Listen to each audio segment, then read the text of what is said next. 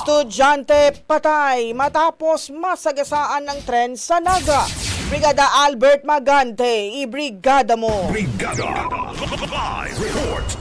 Patay ang isang 23 taong gulang na estudyante matapos na masagasaan ng tren sa Naga City at humiwalay pa ang ulo. Hapon nitong linggo, Abril 13, sinabi sa Brigada ng Sapem Naga ni Police Staff Sergeant Robert Aguilion, Assistant Public Information Officer ng Naga City Police Office, bandang alas 5:40 ng hapon nang mangyari ang insidente sa Barangay Triangulo, Naga City. Kinilala ang nasawi na si Kenneth, residente ng Pasakaw, Camarines Sur. Nakaupo ang biktima malapit sa riles. Makalipas ang ilang sandali ay bigla na lang itong humiga sa riles na naging dahilan para masagasaan ang papalapit na tren patungong Legazpi City na minamaneho ni Sherwin, 46 anyos. Lahat ng anggulo ay tinitingnan ng pulisya para sa mas malinaw na investigasyon. Ang nagluluwas nga ni leaning towards sa investigation ka na ini po sa wrong suicide incident.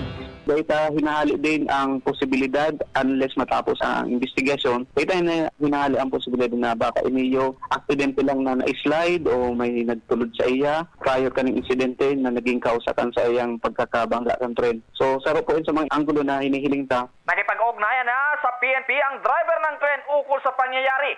Anya pa, lumalabas sa investigasyon na wala itong pananagutan sa aksidente. Patuloy ang pag-iimbestiga ng PNP sa insidente. In the heart of changing lives, ako si Brigada Albert Magante ng 103.1 Brigada News FM Naga, the Music and News Authority. Ang bahaging ito ay hatid sa atin ng Maxan Mangosteen Santon Coffee. Max Healthy, Max Sarap.